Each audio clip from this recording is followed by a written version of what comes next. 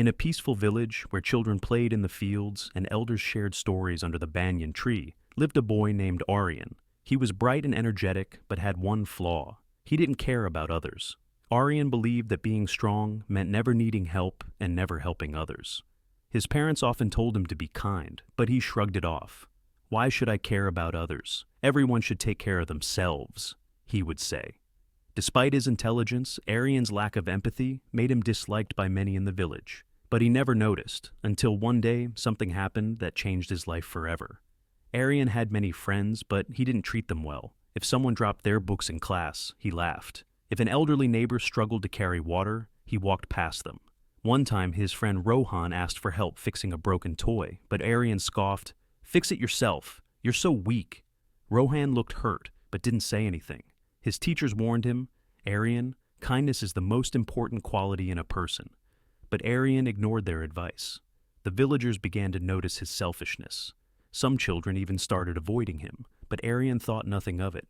He believed he was strong and independent, until one day, life decided to teach him a lesson. One afternoon, Aryan walked to the village market, humming to himself. The streets were lively with vendors shouting prices and villagers chatting.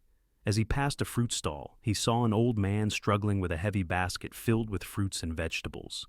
The man's hands shook, and his back was bent with age. He took small, slow steps, looking exhausted. He tried to balance the basket, but it was too heavy. He nearly stumbled. Aryan watched this, but felt no sympathy. Instead, he smirked. Instead of helping, Aryan loudly said, "Why carry such a heavy load if you can't even walk properly?" The people nearby turned to look at him, some shaking their heads in disappointment. The old man sighed but didn't respond. He adjusted his basket and continued walking, struggling with each step. Aryan, feeling proud of himself, laughed and walked away, buying sweets from a nearby stall. He never imagined that soon he would understand exactly how the old man felt. Later that evening, Aryan was playing with his friends near the village well. He had brought his favorite marbles and was excited to win.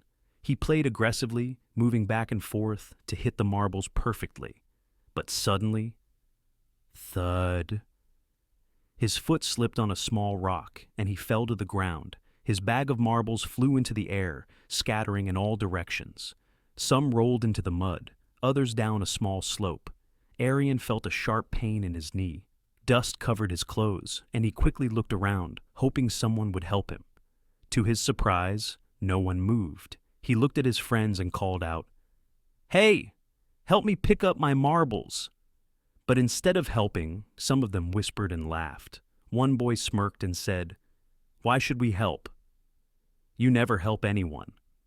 Another added, "You always make fun of us. Now you know how it feels." Aryan's heart sank. For the first time in his life, he felt the pain of being ignored and helpless. He slowly crawled, picking up the marbles himself. His hands were dirty, his knee hurt, and tears filled his eyes. That night, he couldn't stop thinking about it. At home, Aryan sat quietly. His grandfather, an old and wise man, noticed his silence. "What's wrong, Aryan?" he asked gently. Aryan hesitated but then told him everything. About the old man, about falling, and about how no one helped him. His grandfather listened patiently and then smiled. "Aryan, do you know what you have learned today?" Aryan shook his head. His grandfather placed a hand on his shoulder and said, "Life taught you the golden rule today. Treat others as you want to be treated. If you want kindness, you must first give kindness." Aryan thought deeply. For the first time, he truly understood. The next morning, Aryan woke up feeling different. When he walked to the market again, he saw the same old man struggling with his heavy basket, but this time he didn't laugh. Instead, he rushed forward and said, "Let me help you, sir." The old man looked at him in surprise, but then smiled warmly. "Thank you, child. You have a kind heart." Aryan carried the basket to the man's home. As they walked, the old man shared stories about kindness and how good deeds always come back. Aryan listened carefully, realizing how much he had been missing. As they reached the old man's home, he placed his hand on Aryan's head and blessed him. "Kindness always returns, my son. You will see." That day, something magical happened. Aryan's friends saw what he had done. They smiled at him, and one of them even said, "That was nice of you, Aryan." For the first time, Aryan felt a different kind of happiness, one that came from helping others. It was better than winning a game or making fun of someone.